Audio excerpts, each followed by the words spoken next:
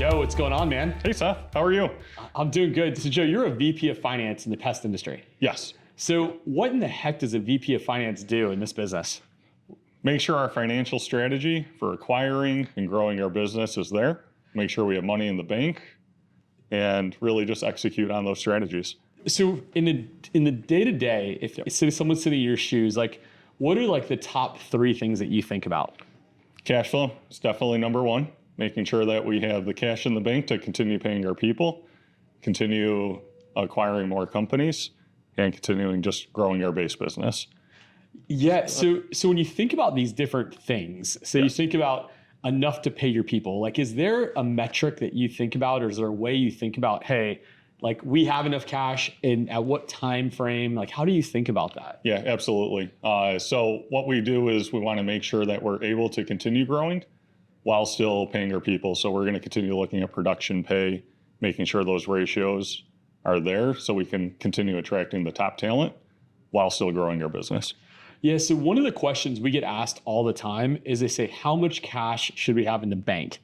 So how do you think about that question? As much as possible. But realistically, you don't want all the cash sitting in the bank, because if you're not reinvesting it, then you're potentially not growing as quickly as possible, which is also another thing. Taking on debt is also a good thing, but finding that right balance of debt, cash in the bank really amplifies your growth. How do you think about that? A fine line of finding what that balance is. So since we are highly inquisitive right now, we want to continue putting all of our money, cash, and debt towards acquisitions. Yep. So as a director of finance, like, what else do you get involved in that you're like, man, I have no idea why I'm involved in these things sometimes?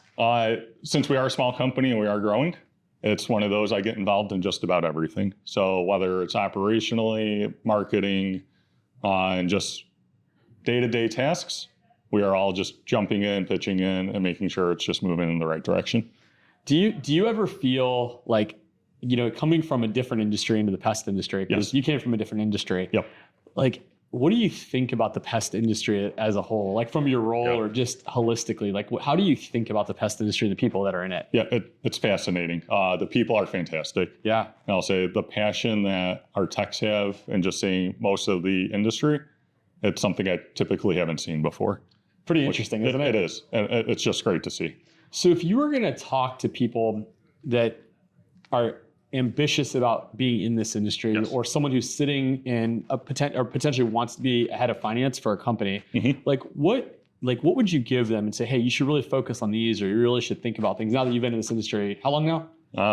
Almost a year. Yeah, so almost a year. Like, you've learned a ton. So what would you tell someone who wanted to be Joe in the future? Like, what should they be thinking about? Yeah, definitely. Margins are definitely the big piece in that. Yeah. And I would say be very mindful of the lines of business. So one of the things that we've been doing is separating out our lines of business to look at the profitability for each one. And what we don't want to do is raise price across the board if we don't have to. Yeah. So let's look at the lines of business that are struggling and then raise those prices within there. So every customer is still getting the best service at the most competitive rate. So you've been doing this for almost a year, and so how, from your perspective right now, how frequently do you actually look at that revenue quality or the way that it's distributed? How frequently are you thinking about that?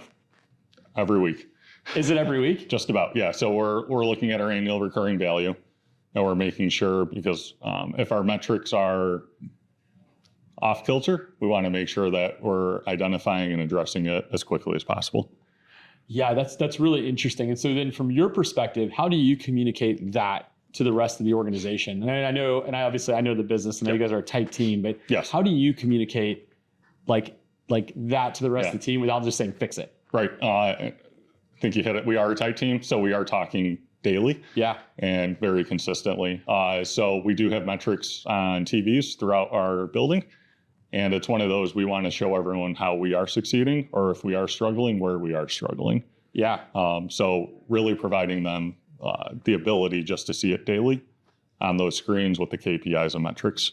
So, okay, one last question, okay? So how do you make finance simple for people who may not necessarily have the same skill set as you? How do you talk to the head of customer service or the head of marketing, how do you talk to them to make them understand what you do? Yeah, so try and tie it back to what's most important to us. If we're able to continue growing our business, we're able to pay our people more, we're able to provide better benefits, and really just bring it back to why are we all here? We're all here to make money. Yeah, that's great, man. Well, I appreciate you spending a few minutes with me today. Oh, thank you. Yeah, it was great. Thanks, man. So, Mariah, I'm super excited to see you. I'm excited too. This is fun. Is it? Yeah. So here's the thing. You are a legend. Oh, really? Do you feel like a legend? No, I don't. I don't feel like one. I just like to know people and meet people and like get their experience. I just like to know people. So here's the thing. You've done some amazing stuff in your career. Mm-hmm. Now you're over here working with a company that's scaling up really quickly. And I mean, you're a core subject matter expert in customer service, right? Right? Yeah, I like customer service. Yeah, I mean, so if someone's sitting in your seat as a leader of customer service, like what should they be thinking about today? Thinking about like how you're going to make a difference in that person's life. Like, I think it's really cliche to say like, oh, put yourself in their shoes. But like, it really is always taking that step back and being like, I got to put myself in their shoes, whether it's your customer service rep or the customer, like you've got to look at it both ends.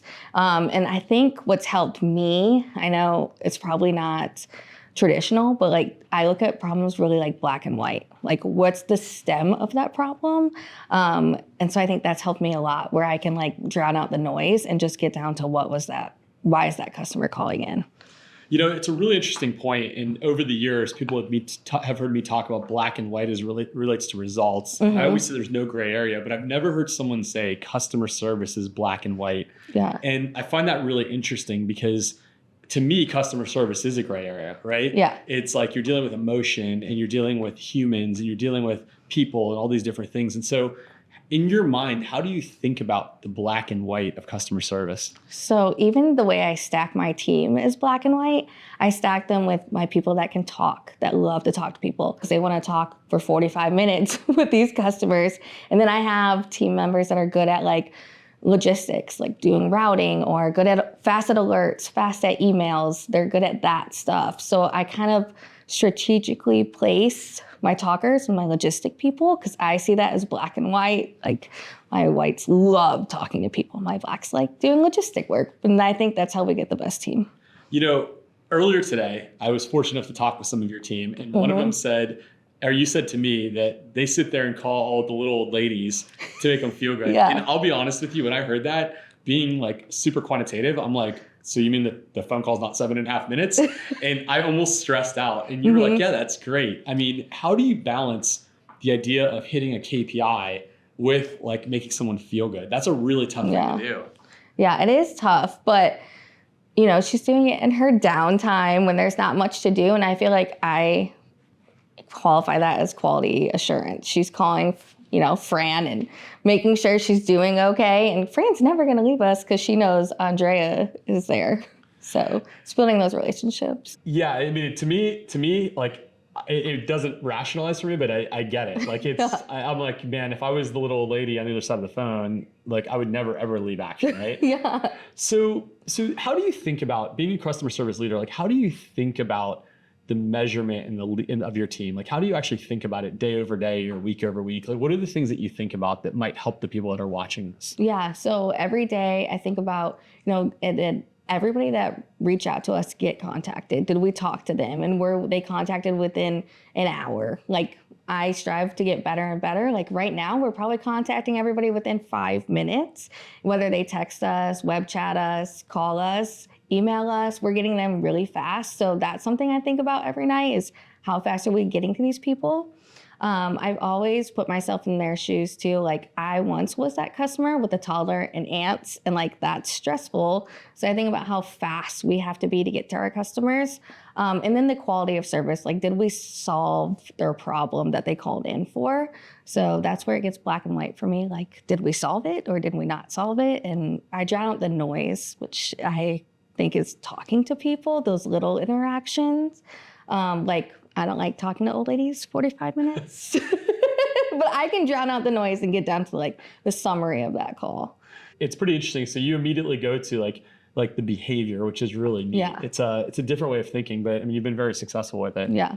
if you were going to give someone advice who's in our industry and they want to ultimately strive to be the leader like you are, like what should they be thinking about, as say they're a CSR and they want to become the leader, or, they're doing collections and they want to become the leader of the department. Like what would be the steps from your perspective in order to go do that? And what is like the right mindset for that person?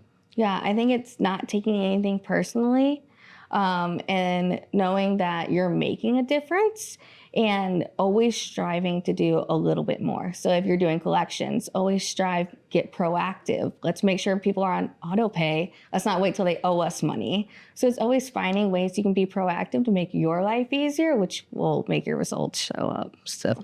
Yeah. So that's great. I mean, and so really it comes down to that one extra thing all the time. The one extra thing. That's what I believe in, is always doing that one extra thing. Something you can thank your past self for. That's what I always look at every day. And then another quote I always live by is, if you're not changing it, you're choosing it. So if you're not changing your habits, if you don't like where you are, you've got to change something. I love that. I mean, people need to hear that regardless of if you're a CEO of a company or, you're working in the field or whatever you're doing.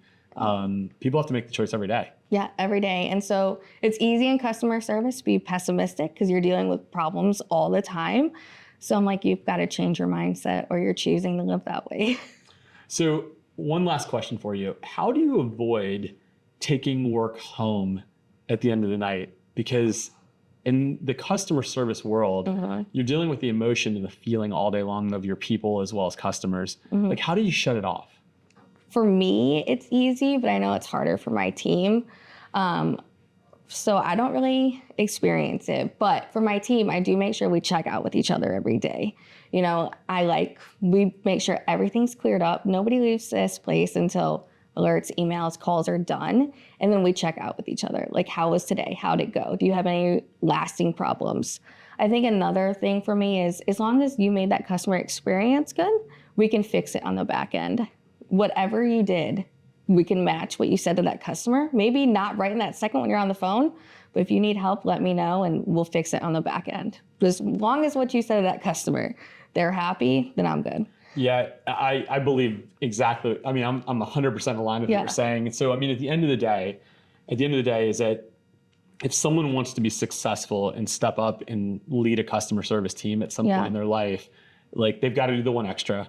Right? Yeah. They've got to have the ability to coach their teams and then ultimately realize that service operations is going to fix it and not take it personally. Yeah. Is that what you think? Yeah, that's what I think. Yeah. I think it's great. Well, here's your chance. Got any questions for me? Worst place you've ever traveled to? Worst place I've ever traveled to? Yeah. Wow. Okay, so I'll tell you. So the worst trip of my entire life is years ago. I had to go out to Long Island, out to the far side of Long Island, and I landed at Islip Airport, and I had a meeting, and I had to wear a suit and tie for the meeting, and they lost my luggage. It was like 11:30 at night, and so as I left the airport, I had nothing. I had to be in a suit, and so I went to Target. And the only suit that was available was a woman's suit. Oh my And so I bought a woman's suit that was like big. It looked okay. It was blue.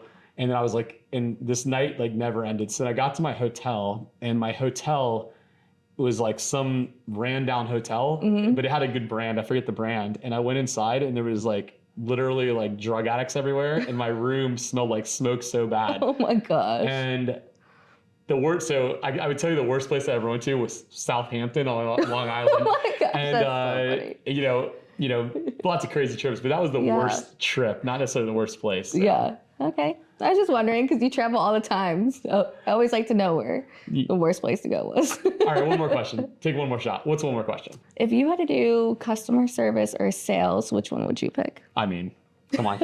I mean, obviously sales, right? You're like sales all day. Yeah, I mean, here I guess here's the thing is, obviously all of it's really important. Yeah.